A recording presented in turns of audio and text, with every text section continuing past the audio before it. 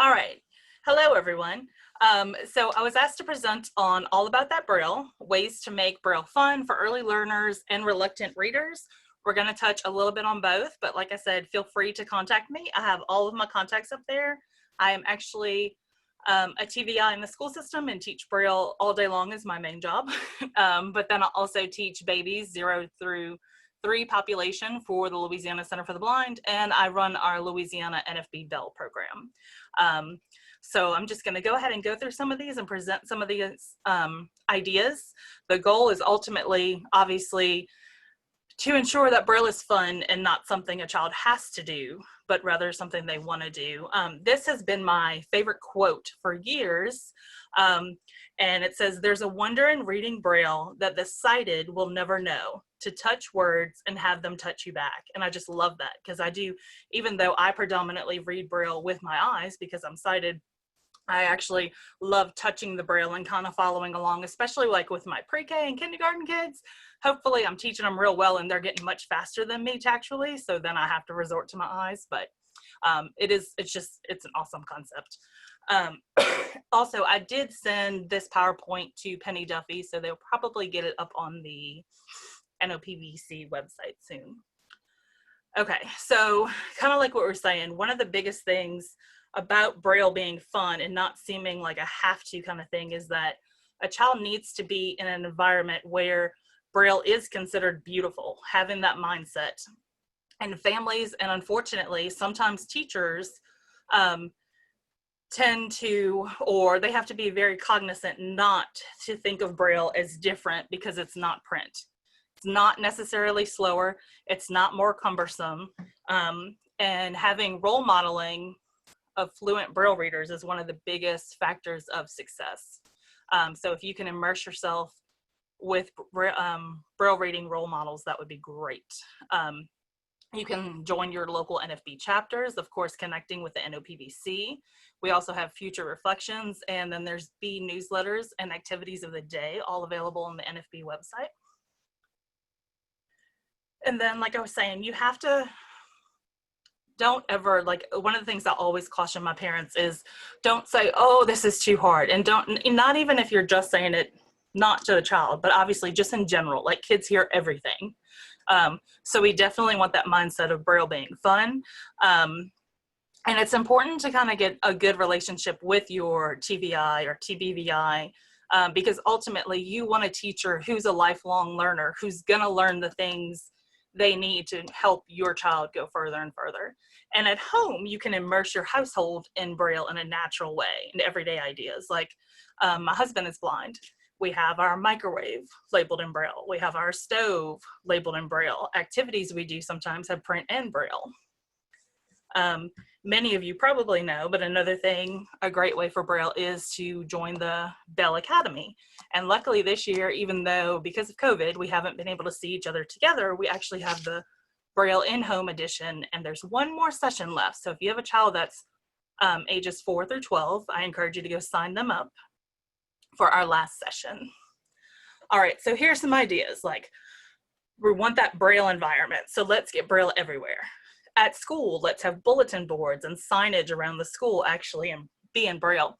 Funny note, I had one student and we had everything, all the posters around the school in Braille. And it was such an awareness thing for her classmates too. Like, you know, all schools, they have this positive behavior thing. So the rules are posted in the halls. Well, we had Braille on those too. And one of the students was like, so-and-so, come read these rules, because they could see that there was Braille on it.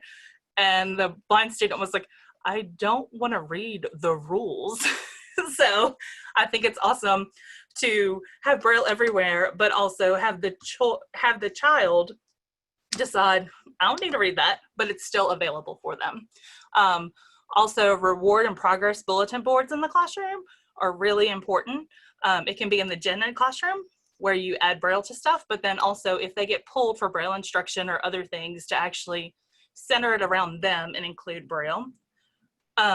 All of the certificates and classroom areas would be great to have Braille. I know a lot of times, especially in elementary, they might do an activity or have to turn in their homework every day. Well, why not have Braille on that little box, like homework, you know? Kitchen and laundry appliances. personalized clothing and accessories, games, playing cards, and artwork. And then this, I thought I would just share with you a few different bulletin boards and stuff we talked about. So there's a picture on the screen and it says, Let It Snow. It's a winter themed board. There's Let It Snow is made out of like little styrofoam snowballs. There's a Braille key and there's some different tactile elements up there. So the whole school is seeing this Braille bulletin board, and there's print and there's like codes that they have to crack using the Braille key. Here's another one we've done. It's called Let the Good Times Roll, Mardi Gras themed board, and it says Let the Good Times Roll in sim Braille, like using little sticker things, but there's real Braille all on it throughout. And every object has print Braille label and different things. And then we have a few different Valentine's ones. This one's We Love Braille, Valentine themed board with different hearts to represent each of the Braille letters, and then little stickers to make it tactile, and then a print sticker and some Braille. Here's another Valentine themed board, and it has a lot of Valentine's objects like roses and candy boxes that say love and all different things and words that are represented in both print and Braille. Again, awareness for everyone, but also having Braille throughout the school. In the fall, we did a Fall into a Good book board, and there is a big tree in the center, and it's made out of paper that's kind of been scrunched up to make it rough looking, and it's holding a print Braille book, and there's leaves all around. And I believe the words here were made out of little acorn toys. Then there's Braille is Beautiful, a Halloween themed board, and it's got, you know, some pumpkins on it and different Halloween objects like spiders and snakes and candy and webs and that kind of thing. Again, all print and Braille in there. Another Halloween one we did was Batty About Braille, and it has all of the Braille letters so that the kids can see it. And then they loved this. There's a witch actually riding on a cane toward the moon on the board. Then we had one about Plant the Seeds of Literacy. And again, most of these were used in a gen ed school. So they're doing bulletin boards, numerous bulletin boards every month. So if you can get them to incorporate some Braille, or I mean, the student can actually even help make the boards. We have a back to school Braille bulletin board. And it had school supply items, basically, again, with labels and then with a code to crack the Braille. And then Catch a Literacy board, that's another one where the butterflies have all the letters and different objects are on there. And then there was an old lady that swallowed some leaves, a fall themed board. And again, this is just to give you ideas, but some of these things like are just typical bulletin boards, and we just took it and made it tactile, added Braille. And I think a number of teachers would actually do this kind of stuff if we just empower them with some ideas. And I think we actually put a board on Pinterest to start putting some of this, hoping to get that awareness out there. This bulletin board says Without Braille, inspirational board. And I believe we did this during a Bell Academy. And what we did was we just told them the phrase without Braille and didn't give them any other information. And they finished the sentence all the way from students up to blind mentors. And it was interesting to see all the responses and then let them go read it. And then when their parents came in to see it, you know, and some people talked about without Braille, they wouldn't have been as successful in school. Other kids talked about without Braille, they couldn't write letters. It was very cool. This is more of the progress boards I was kind of talking about. I did this for one of my students. I believe this was first grade year. And this bulletin board is called Braille Race. And there's a little car or vehicle on the bottom left. And then there's a tactile racetrack that meanders all around the board. And the wheels, actually, we put Velcro on it so the student could actually manipulate the car and move it along the track as she got faster and faster. And where you see the little popsicle sticks and like a little stop sign or a marker, where that's usually like typically how many miles per hour kind of thing, we did it words per minute. So based on what her goal was, as the year went on, she would move her little car throughout the bulletin board along the track, and she'd hit the certain words per minute. And then she'd get the stuff that was around the track. So you can see sometimes it was a pixie stick, sometimes it was a little bracelet, what have you.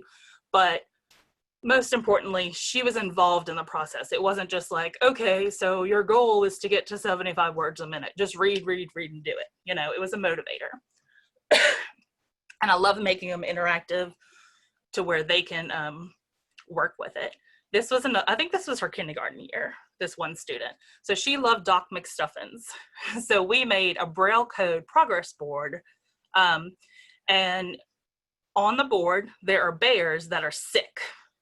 And they have things like cases of the dot 5 shiver bumps, or, you know, different things that correlate to the code. And as she hit different parts of the code that we were mastering, she could move to that bear. And on the bottom right, we actually had a little doctor's bag, and it had a stethoscope and Band-Aids and all different things. So when she would master something, she could doctor up her bear. And we did give her time at the end of class to fix that bear all up. And once it was fixed, she would actually put a Band-Aid on it, just so she had achieved that part of the code. So she was super excited because she was little and it was like taking care of babies, and she loved Doc McStuffins. So she was Doc McStuffins. This is actually her exploring it. That was the first time we had it in the room, and she was figuring out what was her first thing that she was going to tackle. This other one is a class rules board, and I think it's kind of cute. This student was called the Princess of Braille because she was all into princesses. And the rules are actually arranged like a Braille cell. There were 6 rules in that classroom, and they have print and Braille, and she was checking them out. She's kind of blocking some of the stuff, but I think basically as she achieved different, or as she followed along probably, or did well in class, she was allowed to move up the tactile board to get to the crown at the end. So again, involving them rather than being like, you got to come to Braille. Then this next one is called Catch a Bug, Spell in Braille. And especially when they're in younger grades, we want to be teaching them the contracted code, but they have to realize that about is not spelled A-B, right? So we read about A-B, but we're going to spell it A-B-O-U-T. So this board, actually, I think they were working on their words each week, and the contractions would be the contracted Braille. And then you had spelling words, where it was probably the uncontracted, to match it up. And then obviously there's a bunch of different little bugs at the bottom. There's butterflies and bees and caterpillars and what have you. This was a colleague's board, so I'm not sure if she actually took those little clips and moved along this little tactile trail, or what she did. But basically, as you move along the different levels, you get to the net where you're catching a bug. All right, so that was a bunch of bulletin board and progress board ideas, and I really hope that teachers, or even if you want to do some at home, like you can use some of these to really motivate them. And again, if you can make it personalized, like with that one student who loved Doc McStuffins, you know, go ahead and do it.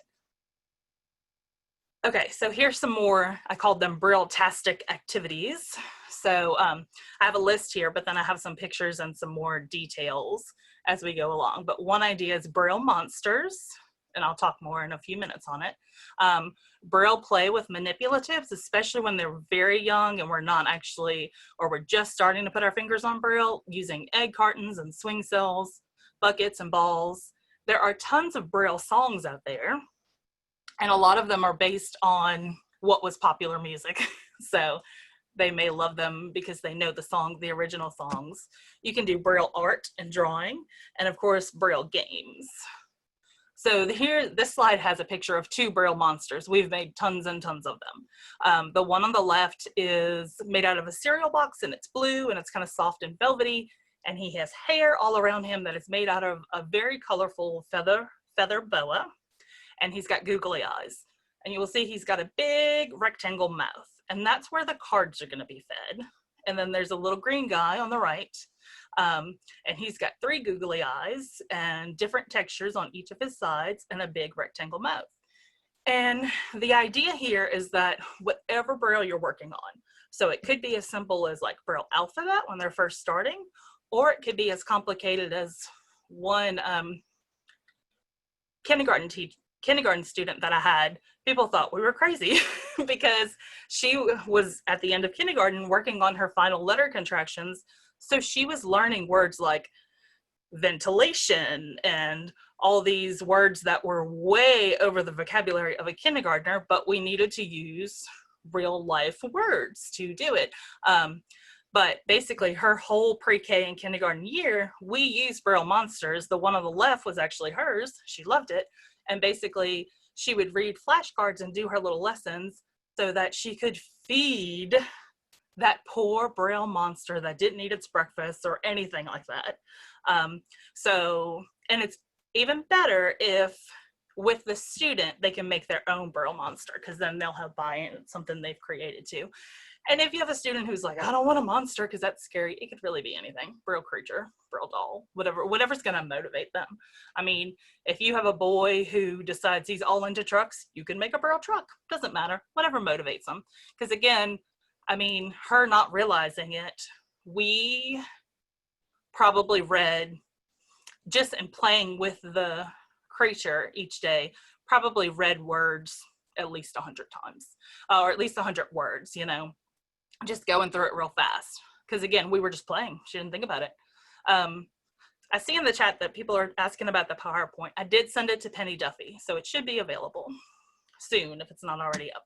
Okay, then I wanted to share some different ideas with you. Some of these came from the Bell B activities that are online, not Bell B, NFB B activities, and then some are also things that we do in Bell. One of the first ones I talk about is balls in a bucket, and this would be like your play thing. You're not actually on Braille yet.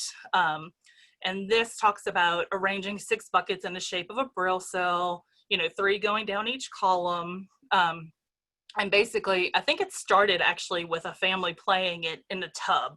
So they had cups, and they would fill the cups with water to simulate, different letters. You know, so if it was I, dots 2 and 4 would be filled, that kind of thing.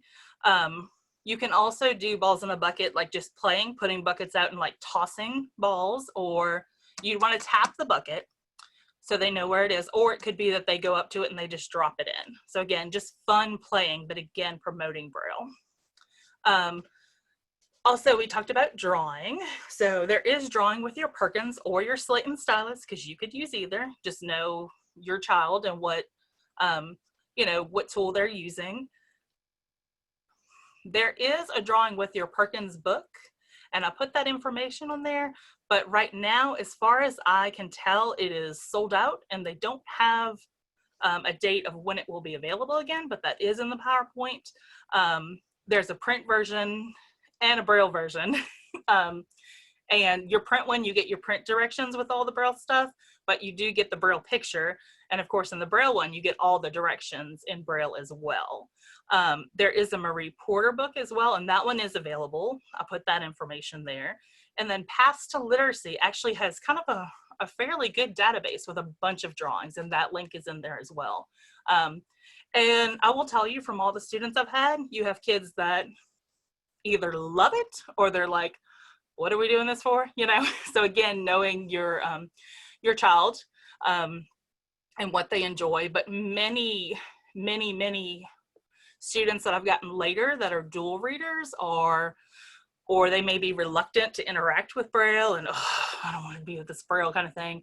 When they realize they can start drawing using Braille, it's amazing how much they enjoy it because they're making a picture, but also you get the kids who start literally making their own and figuring out different parts of the code to make what they want it to look like.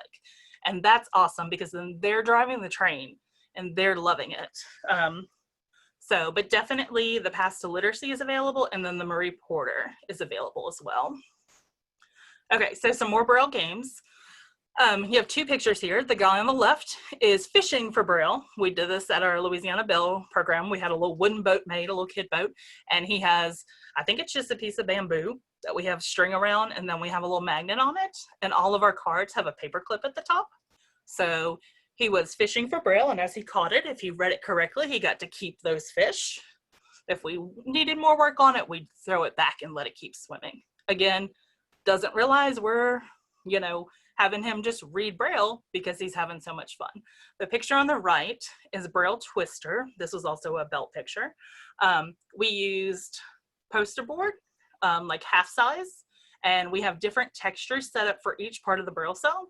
And we would call out letters or signs or contractions, and you'd have to make that on your twister board. This little guy here looks like, with it facing him, it looks like he might be making a U, and he's got, or maybe he's making a V, because it looks like he's got one hand on dot 1, his head on dot 2, and knee on dot 3, and his other hand on dot 6. So, but again, like, they love this because they can get as crazy as they want with their body, making the Braille, and they're playing, but again, they have to know their dot locations and that kind of thing. Okay, so the next thing we have is Braille spell it in memory.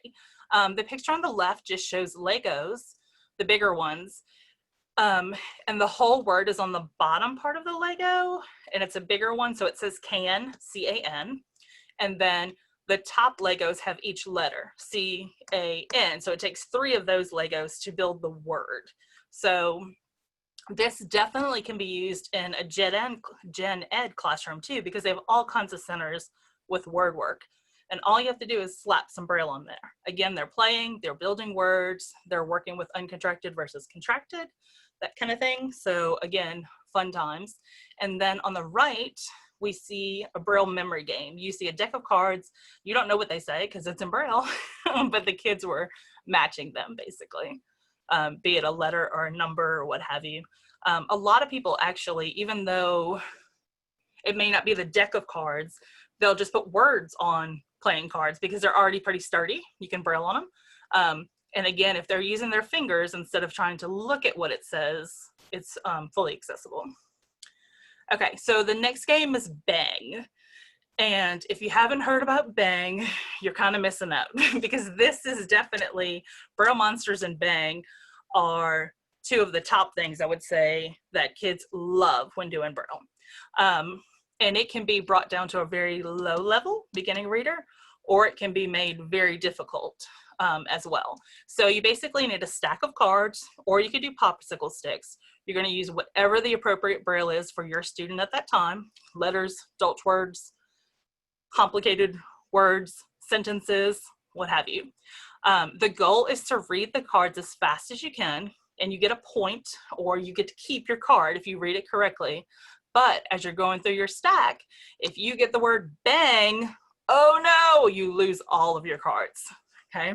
So a student can play this individually with you supervising, and you just set like a timer, like they're gonna play it until the 2 minutes is up, because they're basically trying to get as many as they can before that timer goes off, or they can play against each other.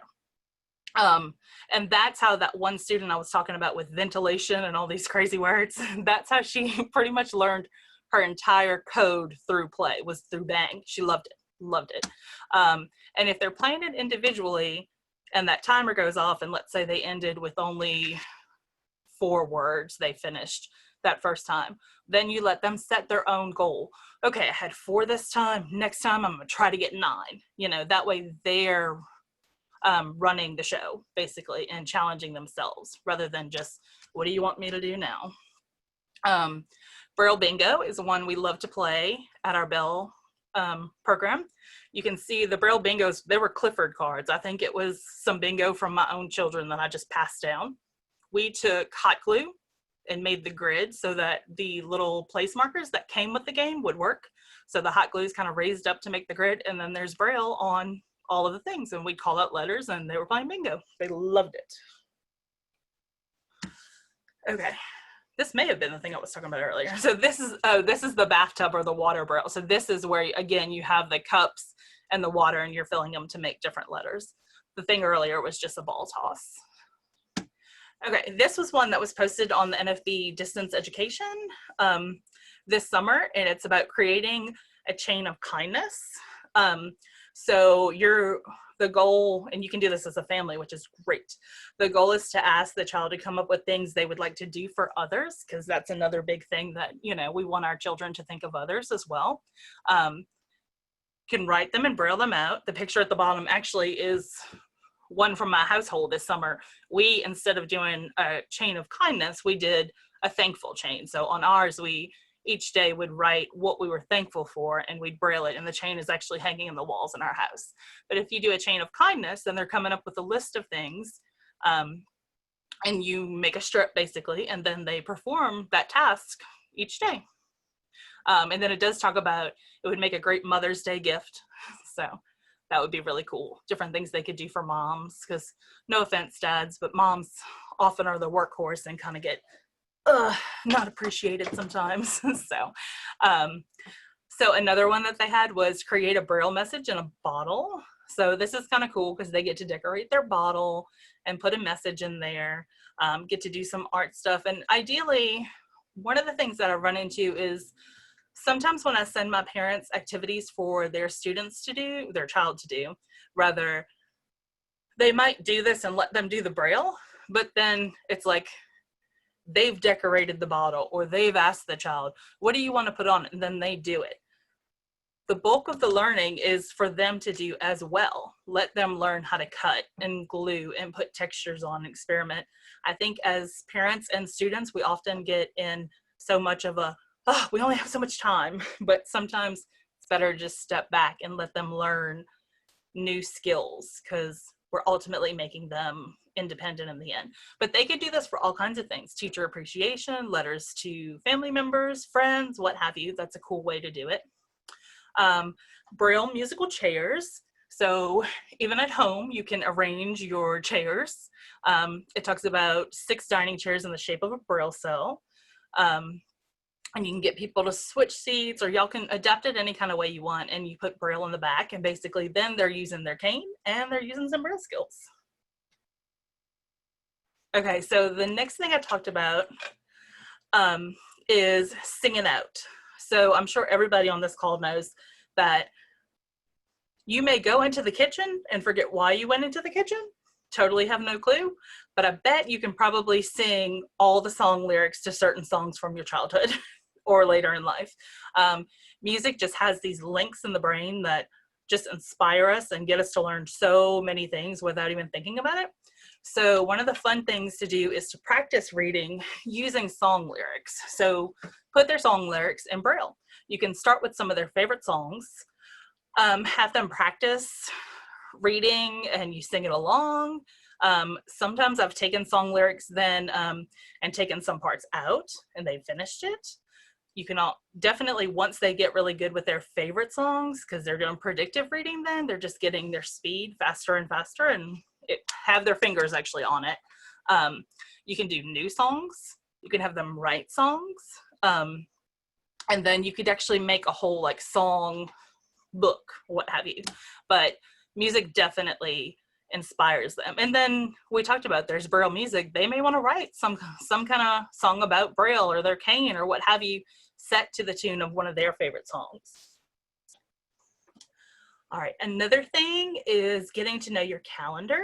And I'm sure that a number of you know this, but the American Action Fund for Blind Children and adults will actually send you a free calendar in the mail, and I have the link there for that.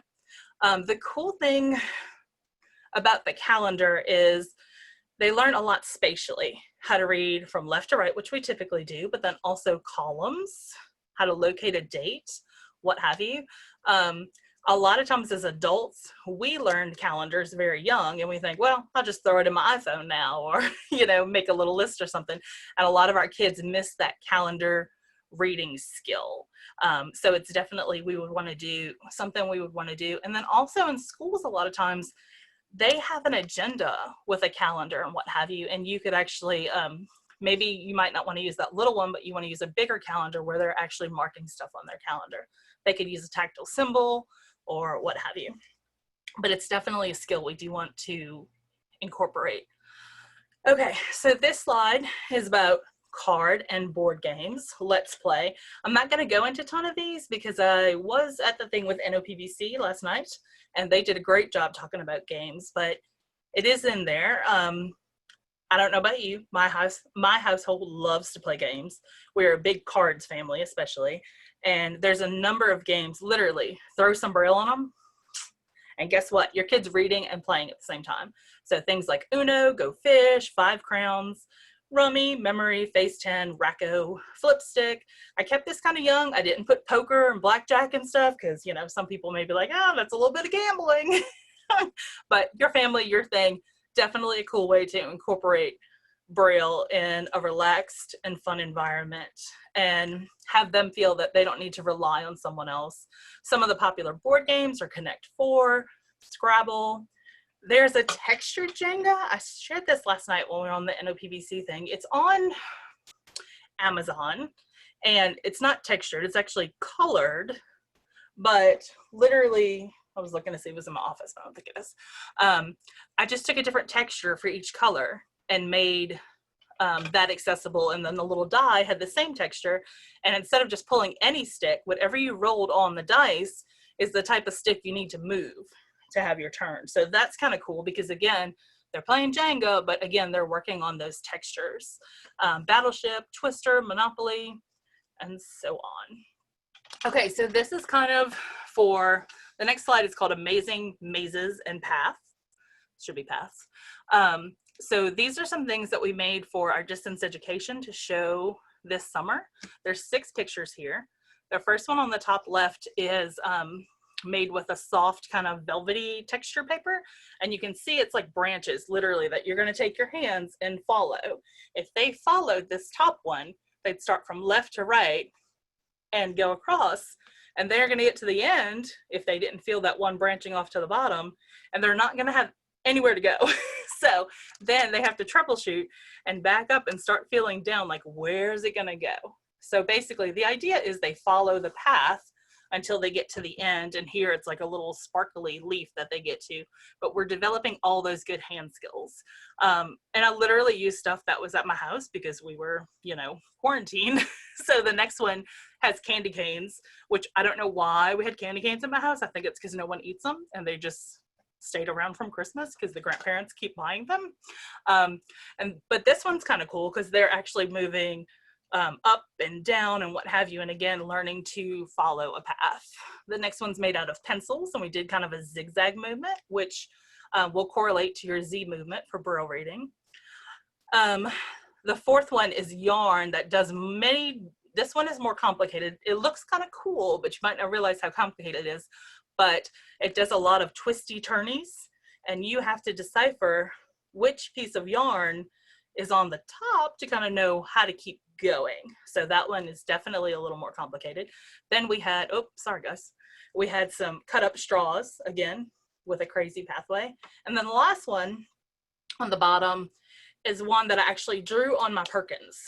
And it's a maze. And what I did was literally, I just found a picture of a maze online and then just took out the Perkins and went, okay, how can I make this? And I figured for beginning, we'll use full cells because they're a lot, you know, there's a lot more under their finger there. And they literally have to work their hands through this maze, hopefully realizing that they go down the column left to right and they're finding the holes. If you hit a 4 cell and you don't have a hole, you can't keep going. So then you'll backtrack and move all the way around. And at the end, once they get to it, I have like, you win with an exclamation point. But that one is highly complicated, which is kind of awesome. And everything I just talked about is in this next slide about making paths and mazes. And then this next slide actually has the directions to make that bottom one. It tells you exactly how to do it out on your Perkins. Okay, so this next idea that we have is Braillegories, kind of like scatagories. What I do with my students is they pick a sign. Maybe we're working on the ER sign or the GH sign or what have you. We pick a sign, and then for every category, they have to try to come up with a word that incorporates that sign. So like say we were using the IN sign. Well, for color, they could use pink, that kind of thing. And it gets complicated. Hopefully they're playing against a classmate, but they could also be playing against themselves or what have you. And the goal is to get as many points as possible. But of course, if whoever you're playing with has the same word, then you can't get that point. So, but you could use that for a lot of the code, obviously. The next one, we jokingly call them bellograms because we put them with our bell curriculum, but you know this, it's anagrams. So you do how many words can you make from this word or words, and then I gave you examples. You know, for your student, you might want to use their school name or a favorite animal, a holiday, restaurant names, really anything. You're just giving them, you know, like a lot of times you might see happy holidays and they have to come up with as many words as possible from that. So that's fun. On this slide, I put 4 links to different Braille songs. There's many more. There's a few. They love to sing and dance and practice their cane skills. Here's some tips for school and like reading. Some of them will be for younger kids, some will be for older kids. One of the things I love to do when I'm teaching is put a joke or a riddle or something fun before we just have to like start reading stuff. Or I'm gonna find stuff that interests them. I had one student that like loved horses. So a lot of that year, I made a lot of stuff and found a lot of books about horses because again, she was motivated to read that. For younger students, you might want to keep a favorite toy on a desk while they're working on Braille. I think the Braille Reading Palace calls it a Braille Buddy or something. Then, of course, you want to use student-driven activities for Braille. Reading and writing music lyrics are usually good. When I taught at a state school, we did a poetry jam. So again, things that interest them and things that are a little bit different. I have one student right now that, because we've been out of school, we've done some reading virtually, but not as much as she gets when she's immersed in it at school. So we've been doing a bunch of animal poems and she wants to read, you know, which is all I care about. So, also, one of the things I want to caution you about is, especially when you have a dual learner, they feel often that it's Braille or print and they can't intermingle, and that's so wrong. And especially if you have a kid that has vision and they're very into their books with pictures. Just because they're reading Braille doesn't mean they can't see pictures and they can't have those illustrations. Don't ever say, no, you can't do that kind of thing. So find a way to still let them have the illustrations, but let's use our fingers and read the Braille for the words, that kind of thing. And of course, we talked about drawing with your Perkins earlier. So in school settings and stuff, especially like if games have print, at some point, if your student is reluctant to actually be reading with their fingers, you may want to find a way to remove the print. Not necessarily the pictures, but if you find that they're straining and hurting themselves more because they're trying to see the print, it's also good to incorporate those games where it's just Braille, like Bang and what have you, so they get that confidence to know, like, I don't really need to rely on that print. Of course, we're going to use motivators. It could be parents or students, whatever you think works for them. I have one, I call him my little buddy. I have one little guy who will do whatever I ask. And as long as I tell him you have a choice of this, this, and this. And at the end, we'll listen to, and he picks his favorite song, or he gets 2 minutes to play with a certain toy or what have you. So motivating is very good, and you want them to drive that motivation. Positive reinforcement is always great. They earn tokens or points or what have you. I don't tend to use negative consequences for not doing work, but if you have to in school, you should follow what the school is doing. Like, what would happen if they were sitting in such and such class, and when they come to you for Braille and they won't do whatever, what would happen if they were in their gen ed class, kind of thing. But I usually try to have so many fun activities to where they're keeping busy, or I usually try to have 3 to 5 activities that are going to bring me to the same result.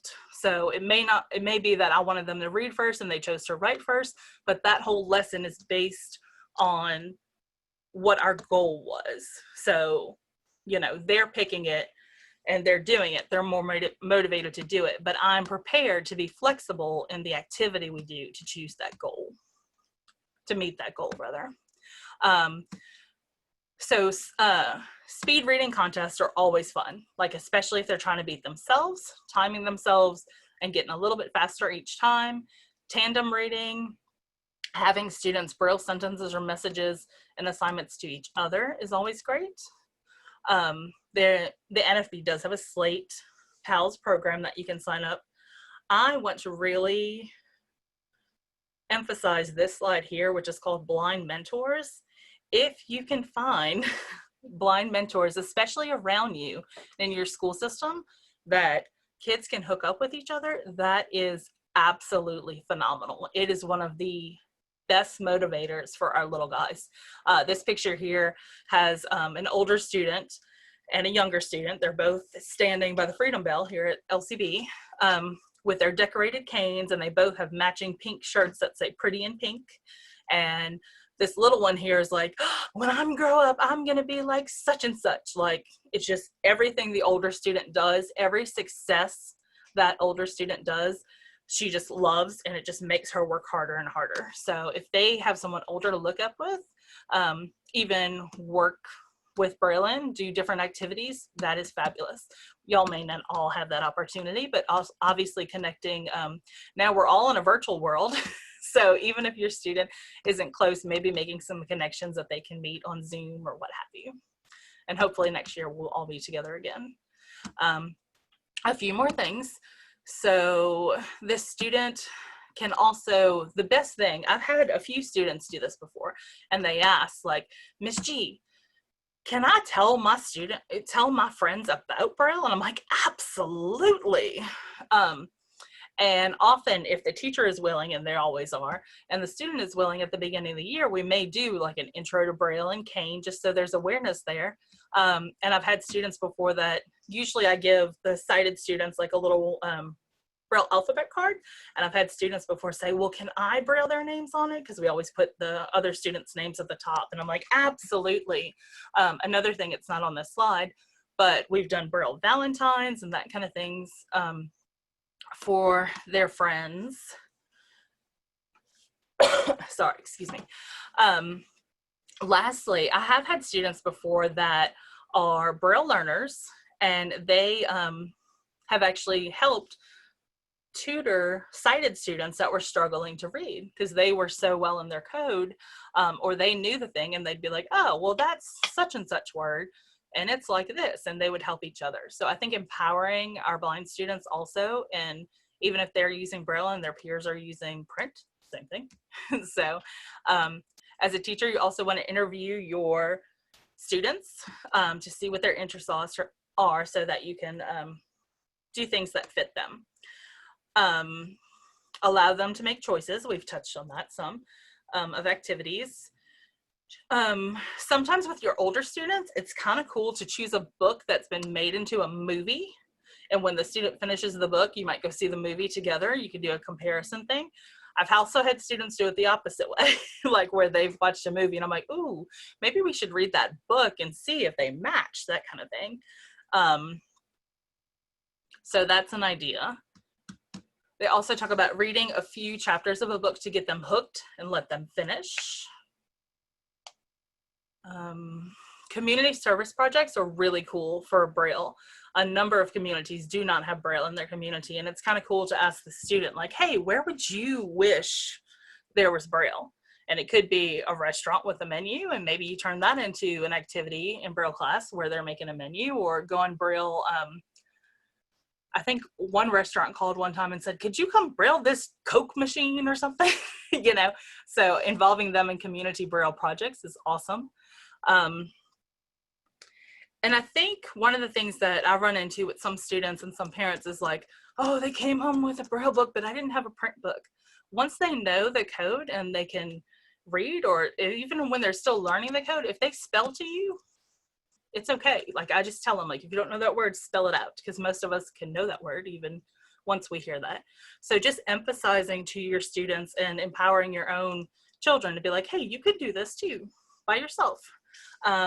And then I have some resources. Okay, I feel like I did a lot of talking. So anyone have questions or things you want to discuss?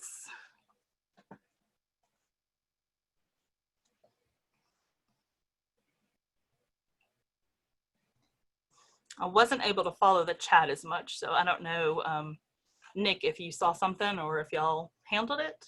Most questions were just about getting a copy of the PowerPoint. Okay. We do have one raised hand. It's been up for a while. I don't know if it was a question or not. Someone with the last four digits, 1596. You're unmuted.